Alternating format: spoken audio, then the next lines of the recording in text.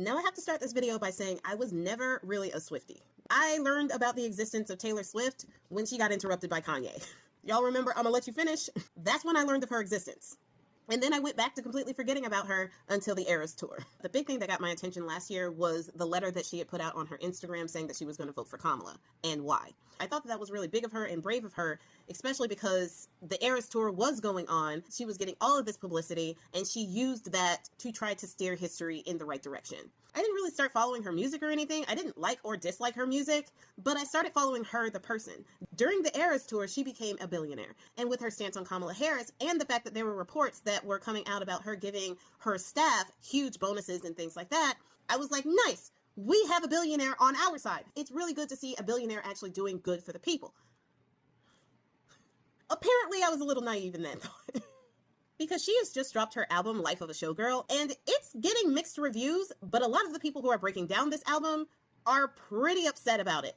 Like, the tropes that are in this album and the things that are said in this album are not only said to be elitist, but also it has racist tropes in it has misogynistic tropes in it, and it seems to echo trad wife ideology. Now, one thing I did notice about Taylor Swift after the election was over, and I did notice that some influencers also noticed this about her, is she got incredibly quiet about the things that have been happening in the past 10 months. Now, granted, she was working on this album at the time, but the thing is, she came out so strongly for Kamala Harris. And then when Kamala Harris didn't win, and all of the pain for the American people started in this new administration, she didn't say anything.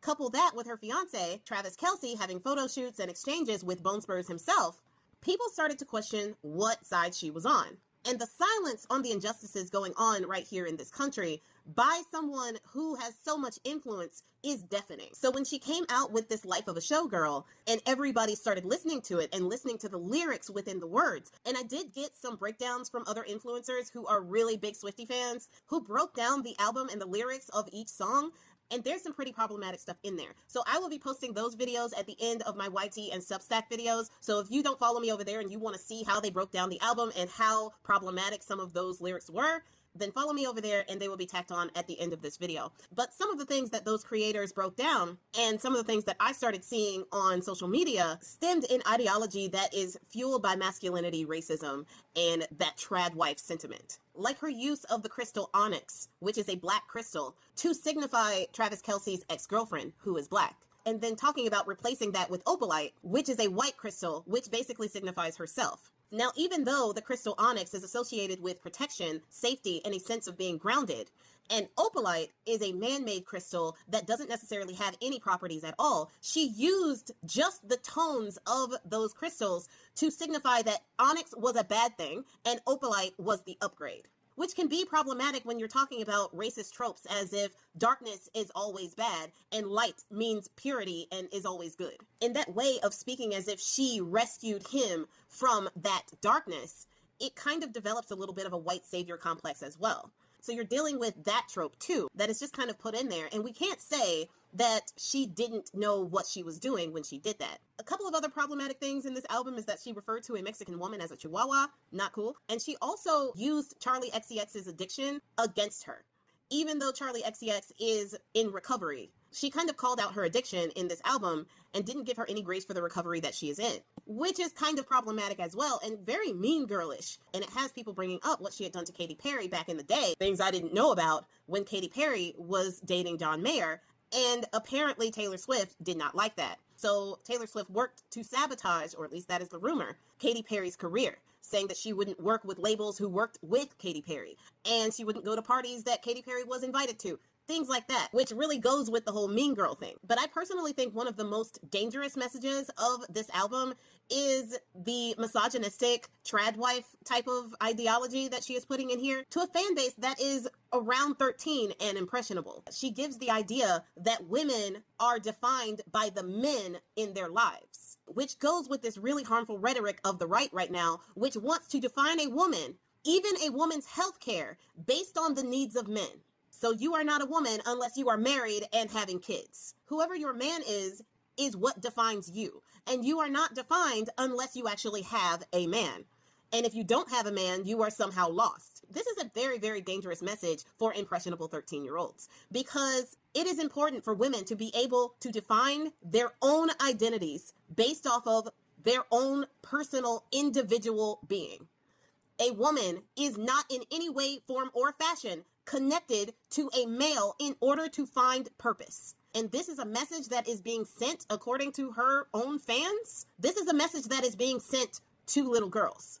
And it's dangerous in a society right now that is suffering under this authoritarian regime, who don't even want women to vote if they have changed their name in marriage, and are working in order to make it so people cannot register to vote without a passport or a birth certificate. A lot of married women who have changed their names may not have these things. So it is really dangerous for an influential billionaire pop star who is extremely looked up to by women, by little girls, to have this type of rhetoric in her album. And the sad thing is that the word on the street is that she is doubling down. She doesn't seem to understand how harmful this album can be. So if you listen to Taylor Swift, or if you have children that listen to Taylor Swift, it may be a good idea to rethink your support for somebody who is actively helping the regime to reshape the minds of little girls, to make them think that their identity is based solely on the male species. I thought she might have been one of the good ones, but this is why knowledge is power. Okay, I took some notes on Miss Swift's album, and it is way more problematic than I thought, and she also assimilates herself with Trump quite a bit, so let's get into it. The first song, The Fate of Ophelia, that song centers back to the patriarchy, right? And how men are expected to fulfill you versus you fulfilling yourself, because she's talking about how she was rescued by Travis Kelce. And how she talks about it in the interviews is she's basically posing it as, people are going to call me problematic because I wanted to be rescued in a patriarchy. And that is problematic. That's what we're trying to tell you, because you're actually trained into that. We are trained to believe that as women, our fulfillment will be found in men and children, when it's really our purposes, when it's really us like doing things that make us like happy. But they've trained us that men and children will make us happy. So that actually is extremely problematic. Okay, number 2, Elizabeth Taylor. Here's the quote. I can't have fun if I can't have you.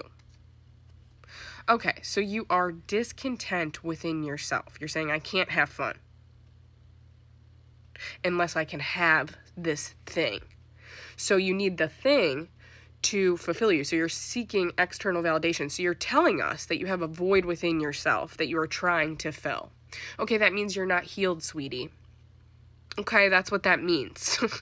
All right, Opalite. This is extremely racist. This song is extremely racist because of the way that you can't call her the Shakespeare of our time and then not see the problems in this song. She literally says that she uses this black onyx knight as representation for Travis Kelce's ex, who is black. And then she is Opalite, she is white. And she could have chosen any other gemstone. She could have chosen amethyst, she could have chosen turquoise, but she specifically chose 2 gemstones that are black and white. And she says in that song, how she is basically like saving him from this terrible love that he once had. It's like a white savior complex, kind of. Like, that's what it's giving. It's like very bizarre. Like, why did you have to like specifically put in the black part? You could have just said ex-lover, you could have just said lovers before you, but she's specifically using colorism in this. She's using that. So anyway, okay, let's keep going. Father Figure. Now this song, I'm not sure, but I think this song is about Olivia Rodrigo, because it's talking about how she helped this protege And now this protege owes her, like, undying loyalty, basically. And you know who else does that? Fascists. That's what Donald Trump is doing right now. He's literally telling us that we owe him his loyalty because he's helping us. And if we don't, he's gonna hurt us. And it's like, basically, it's white supremacy and it's fascism. That's how it feels. It's like you have to have this, like, loyalty to... It's like the same principle behind those two things. Okay, let's go to Eldest Daughter. Also racist. This is the song that she referenced Megan Thee Stallion. She says, "I'm not a bad bitch, I'm not a savage." Okay, and savage is historically reclaimed by the black community because white people use that against them, because that's how they justify their hierarchical position in society. Is white people have always historically said that it's black people's fault that they are where they are, and they completely ignore the context of why they are where they are, and they play the victim because they have to justify why they're in that position, because they subconsciously know that they shouldn't be there, but they don't want to admit that it's because of white privilege. So they use savagery as the excuse as to why black people are in the position that they are. Black people do it to themselves. They're just ghetto. They're savages. So then black people reclaim that word. Okay, so the fact that she specifically used that word and she's supposed to be the Shakespeare of this time, that is a problem. The historical context of that word is an issue. Then she goes on to say, "I'm never going to let you down." Oh, what? So, like, the savages are always just gonna, like, let you down? Kind of a thing? Like, you're always gonna be let down if you're with black people? That's the inference of that. Again, context. Okay, let's keep going. Ruin the friendship. This one's really bad. Here, and I quote, "But your girlfriend was away. Should have kissed you anyway." Okay, so... we're doing really good here. Now you are promoting cheating, and most of your fan base is under 13 years old. This is also you wanting to be picked. This is a pick-me thing. That's disgusting to say that in a song. And in the interview, she's playing this off as, like, the happiest time of her life. She's so happy to share this. She's being so, like, cheeky and flirty and cute. Talking about cheating in this context when you have children that you influence is grossly irresponsible. Grossly irresponsible. Okay, anyway. Actually Romantic. Racist as fuck. This is a song about Charli XCX. Might I mention that Charli XCX is not of fully white descent, okay? And she weaponizes Charli's addiction against her. We all can see that Charli XCX has an addiction. She comes out with a song about insecurities, so a rational person would say, oh, well, those insecurities probably actually lead to this addiction, right? Taylor Swift does not do that. She plays the victim, and then she calls out this woman's, like, trauma in front of the whole world because she's upset that this girl made a song that, and you really can't tell who she's talking about in the song, Charli XCX's song. And then in that song, she continues to go on and say toy chihuahua in reference to Maddie Healy's fiance, who is of Latino descent. That is racist as fuck. That is racist as fuck. Okay, let's keep going. Wish List. Again, another racist song. Here we go, and I quote, "Have a couple of kids, got the whole block looking like you." That is blatant eugenics. So you don't want diversity in your neighborhoods? That's the whole issue we have here in America, is that the fucking neighborhoods are separated and divided because of, again, white supremacy. So this is, you're aligning yourself with direct Nazi propaganda here. Direct fascism. Okay. Wood. That song is grotesque. It is centering back towards the male gaze, the corn culture, right? Also, speaking about body parts like this, again, is very inappropriate for the age group that she has as fans. She knows this, and people are like, just have the clean version. There is no clean version of this song, Wood. Canceled. She plays the victim in this song.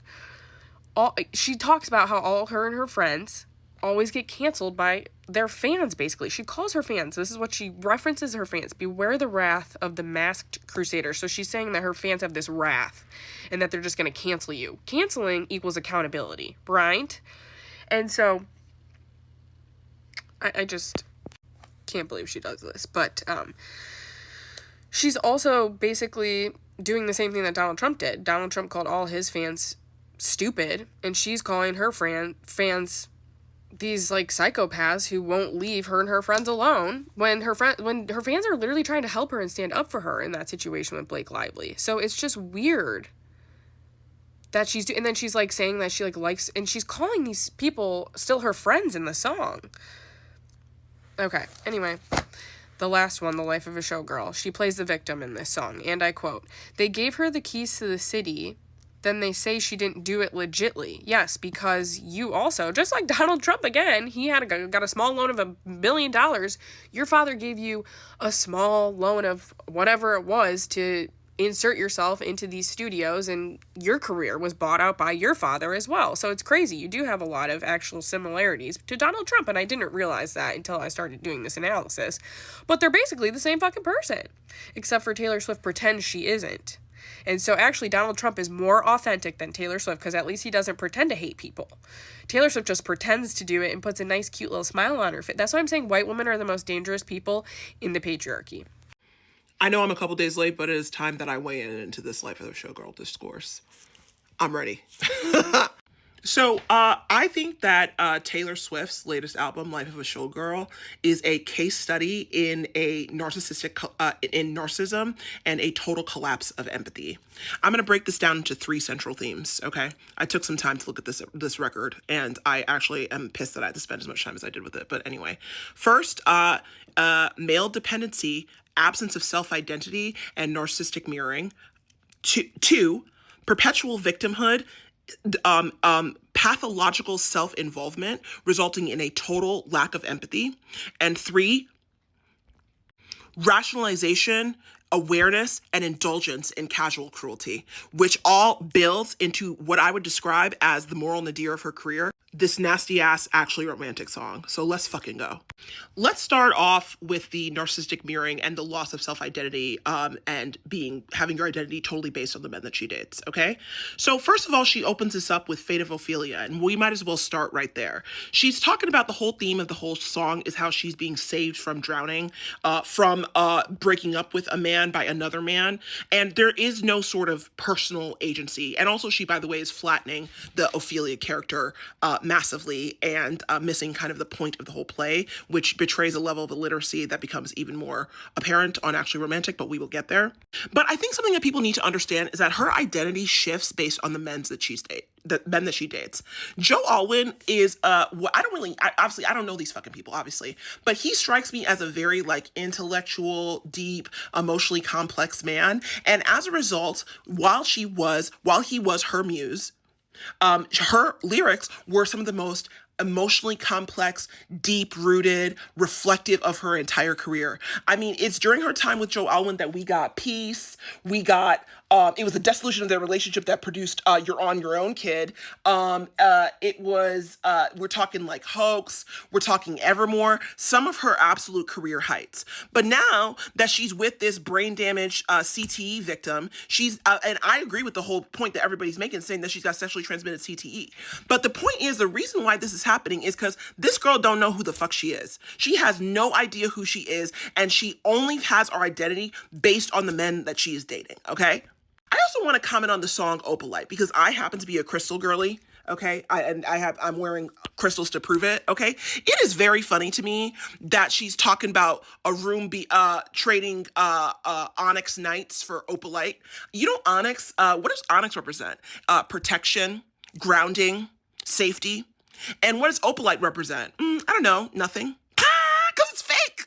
It's fake. It's not a real stone. It doesn't have any power because it's man-made and synthesized. So she is literally consciously trading something real and grounded and perhaps more difficult to handle for something fake and vapid and empty, because that is, at the end of the day, who she is deep down. Yeah.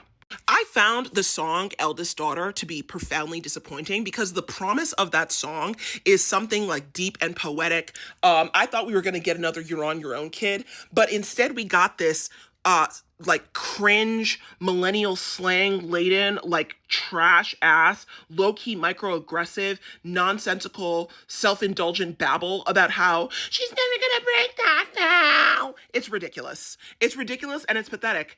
And it's shockingly banal compared to what the work that we're used to. But at the end of the day, I don't think that the depth that she was displaying on Folklore and Evermore was really hers. I think it was borrowed from Joe. And I know that's gonna really piss some people off, saying I'm attributing all of her hard work to a man. Nah, but he's her muse, girl. She's a mirror. She's just reflecting when she's around. And that's that. Next, let's talk about the self-involvement and perpetual victimhood that is on display on this record.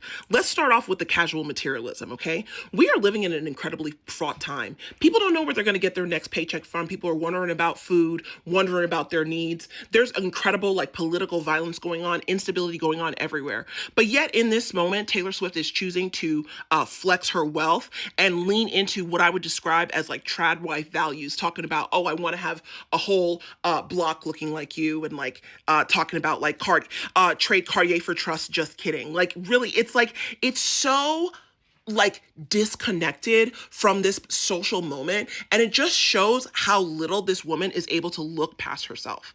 I think that that sense of perpetual victimhood is perpetuated by that song Canceled, where, and it just shows me, to me, because the thing is, the whole song is like, good thing I like my friends canceled, they have the same scars, whatever it is that she says. It means that, it tells me something. This girl is in an echo chamber. She's an echo chamber of women who see themselves as victims, who are unable to take accountability for their actions, and who are constantly telling each other that the world is against them, despite the fact that they have immense wealth and power that gives them superior, like power and over people who are less fortunate than they are, okay? And there is no responsibility with that at all. I think this is also reinforced by the themes in Honey, which she talks about like how honey was once an insult, but now is like some form of like male validation. Again, that shows a lack of self-respect and like a lack of boundaries around that. It's not that I'm like against people falling in love and writing music about love, but there is a certain erasure of self-identity that I see throughout. But the only identity that she really has is a victim, which she talks about in the song. She's always the wrong woman. She's always a victimized person. And that cycle of feeling yourself as a victim is what peaks in the cruelty that we see next. I'm not gonna lie, actually romantic to me, to be honest, for me, is the absolute moral nadir of her career, okay? Like, it's actually wild. I wanna lighten it up a little bit by showing you guys a real-time photo of myself listening to the song for the first time. I was disgusted. I was sick, okay? But all jokes aside, Charlie XCX's Sympathy is a Knife is not a diss track against Taylor Swift. It is a meditation and an incredibly vulnerable song about feelings of jealousy, comparison, shame, and self-loathing, culminating in SI that she shared as a moment of vulnerability where a lot of women felt very much seen in that track.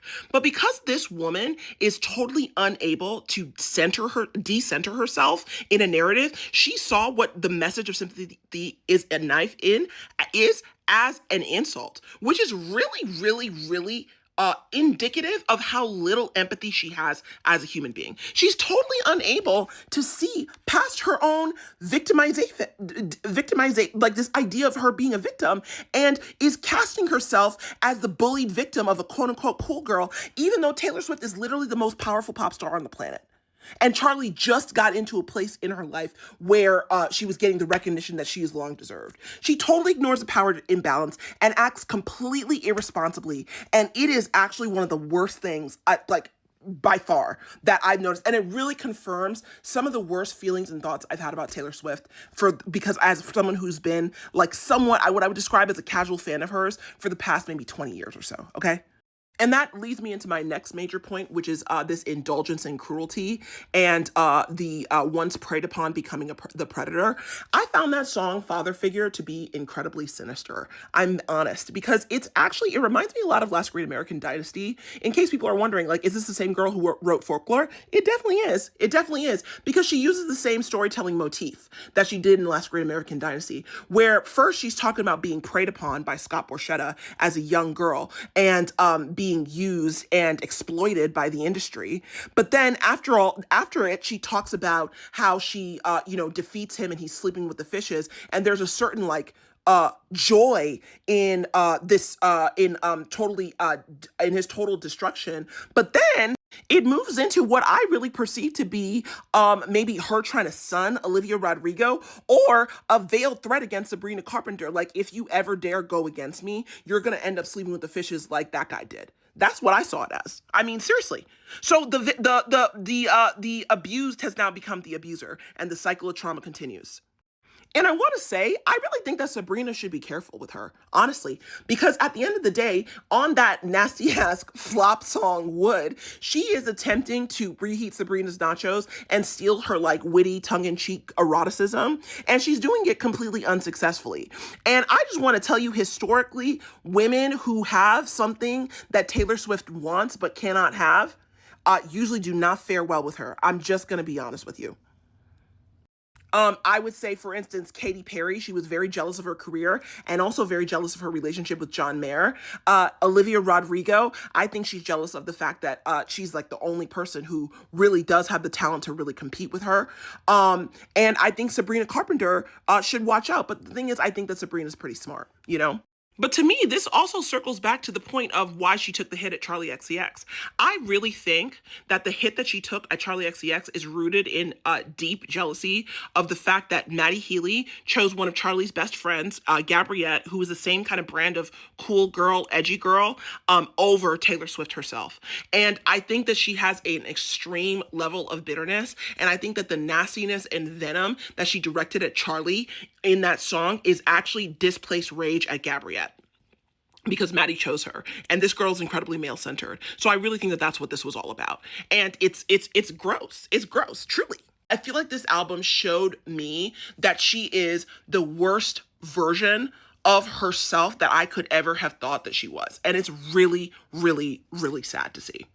So, in conclusion, the life of a showgirl is reflective of what I would describe of the revealing of a 3-step moral collapse: disillusion, deflection, and domination. Disillusion of her self-identity, because she totally loses herself in men and she isn't really a person. She's just a narcissistic mirror. That's all she is. Any sort of sense of who she is a reflection of the people who she's surrounded by, which is why this album is such a departure from the person who we knew her to be on Folklore and Evermore. Deflection, because she is constantly sees herself as like this eternal victim, and because she's always a victim in her mind, it rationalizes what the next thing, which is domination, her predatory and casually cruel behavior.